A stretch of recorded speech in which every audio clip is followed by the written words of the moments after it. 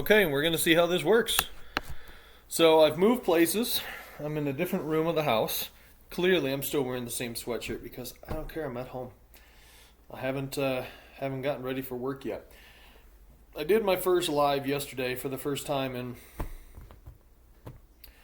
actual live in many years. And I was going to bring up something and it completely slipped my mind because I got off topic on other things about how do I want to word this? Overcoming a bad start, right? We've all heard, or most of us have heard the phrase waking up on the wrong side of the bed. And I mean, not literally, unless you have a partner and you sleep on their side and they get upset, whatever. Yesterday morning, I had a litany of things going on. I got into the car in the morning. It's like I woke up and I was scrambling. I was still, like, I just traveled back from West Michigan. So I lost 2 hours coming back to Utah. So did I gain? No, I gained 2 hours. Yeah, that's what I did. I gained 2 hours. But I was on the road for 3 days coming back to the Salt Lake Valley. And I was tired, I was exhausted, and then Monday went into some additional training. Like I just couldn't wait for 5 o'clock so I could go home. And I came home, and then I had some other training to do when I got home. And I ate, and because I'm just a crazy cat man, I guess. I hung out with my cat for a little while, and I went to bed. Well, I slept in a little bit, not long. It was like 7:30. But I had an appointment.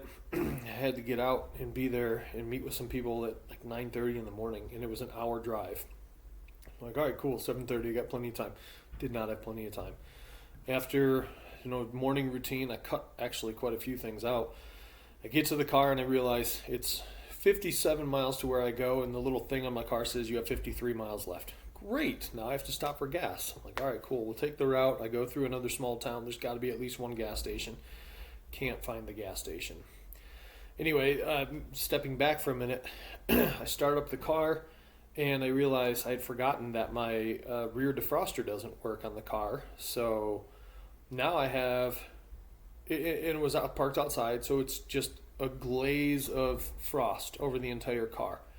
Can't find, the rear defroster's not working. I have the air on full blast and everything. I can't find my snow brush.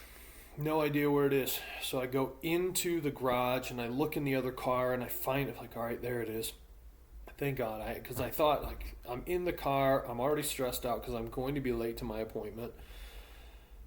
And I'm thinking, is it in there? Okay, did I lock the doors in the other car? I don't know. Well, I opened up the garage. I went in and I was like, okay, cool, it's unlocked. So then I'm scraping everything off as best I can.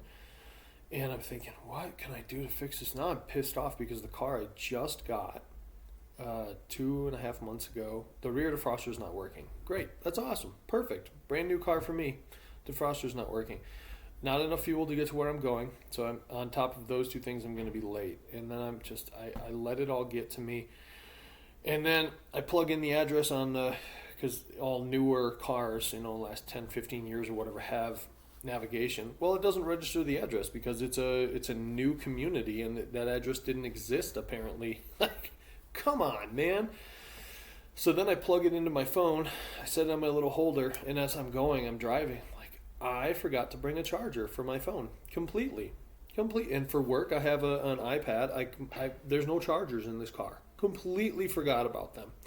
Well, I can't turn around and go back into the house because then I'm going to be far later than what I already am.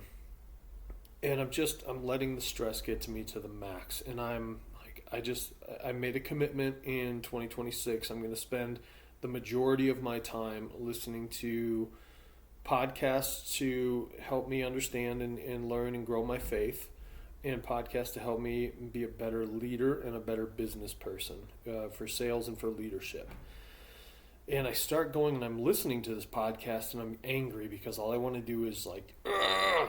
So then I throw on some metal and I kind of let it out a little bit. But as I'm driving, and I realize I'm moving fast forward again to what I mentioned earlier, I can't find this gas station. So I'm like, great, I don't know where this flipping gas station is. There's got to be one in this town. There are like 3 bars and churches everywhere. Where's the gas station? So then I get to the gas station and then I look and I go, oh man, all this stuff came out at the beginning of the year and the beginning of the month. I'm like, okay, well, do I have enough money to put gas in the car, right? Okay, thank God I do. So then I go in, I put gas, I'm like, I have to use the bathroom. You coffee drinkers know what I'm talking about. So then I go in and I'm zipping and I text the guy and said, hey, I'm going to be late.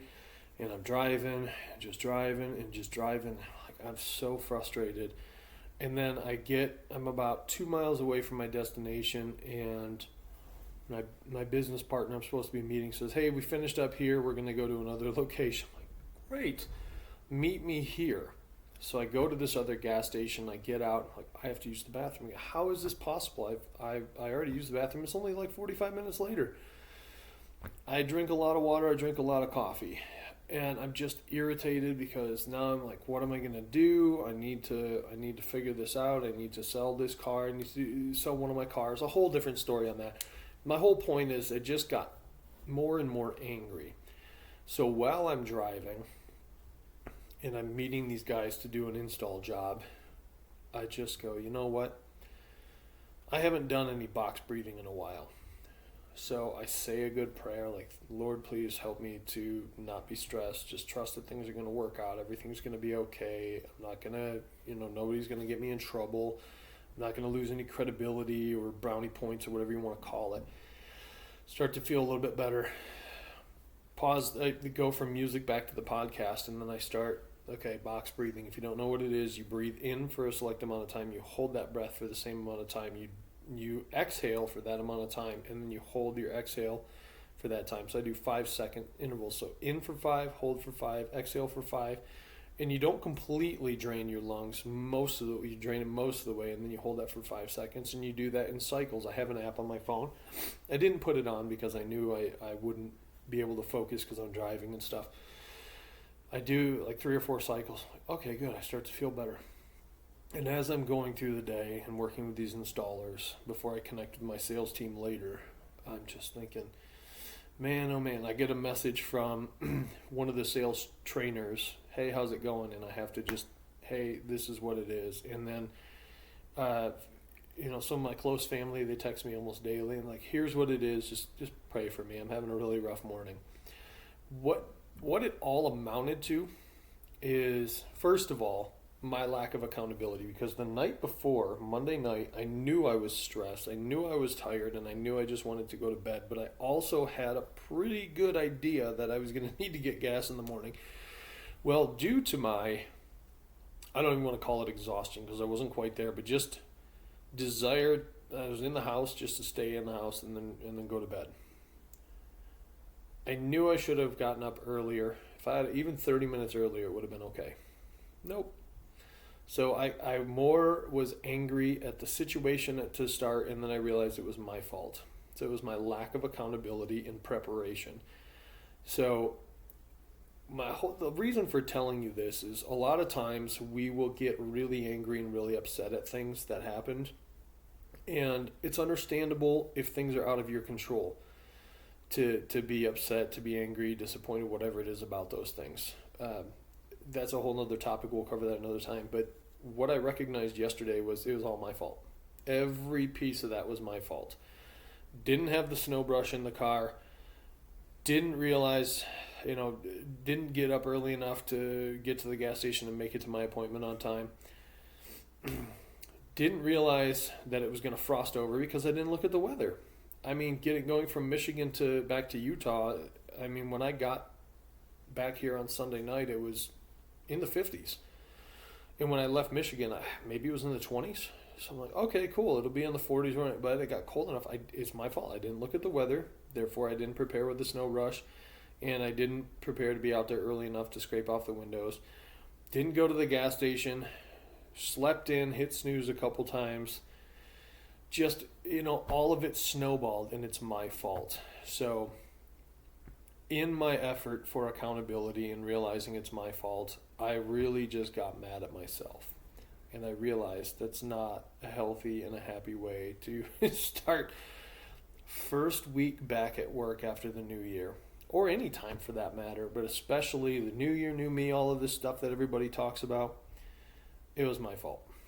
So if you're experiencing these things, you can either completely shut down, and it's surprising to me in a post-COVID world, and maybe I just wasn't aware of this pre-COVID. So many people, and we hear these things about younger people. Oh, we need quiet time. We need space. Like when I've heard about it ever since in the 2015, 2016, when Bernie Sanders was not the Democratic nominee. Oh, kids in college. I need a safe space to go so I can just not have to live with my feelings. Guess what? Feelings are natural. Grow the hell up. You're going to have to deal with them. If you need somebody to coddle you and baby you because you don't like what's happening in the world, you don't like what's happening in your job, you don't like what's happening in your relationship, you're going to be in for a world of hurt the older you get, especially if you choose to have your own children, or if you are in a position where you're managing and leading other people. You gotta just learn techniques to deal with it. And I'm a huge fan and advocate of therapy, a huge fan and advocate of groups, men's groups, women's groups. If you're a believer, you have faith in God,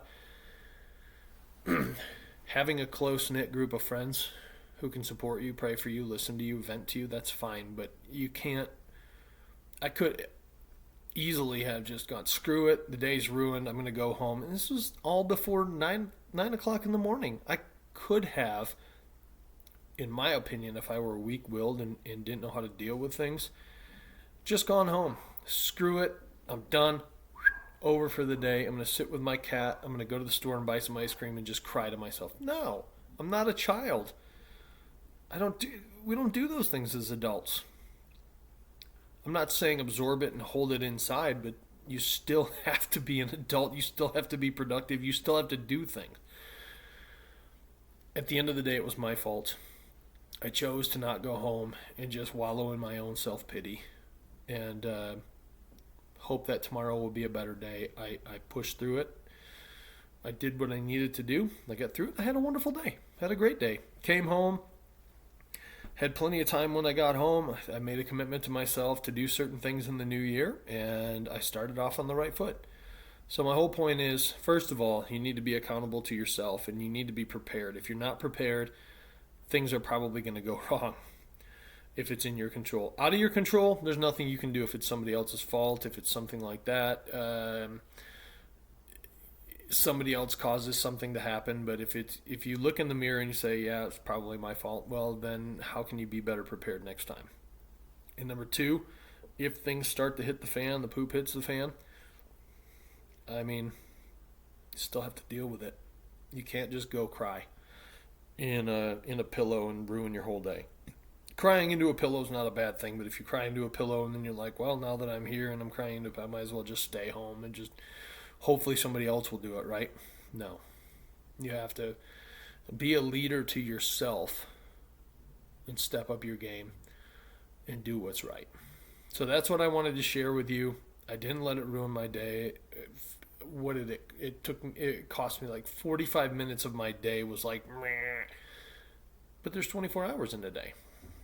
I'm not going to let 45 minutes ruin my whole day. So anyway, that's the lesson for the day. I love you. God bless you. Talk to you soon.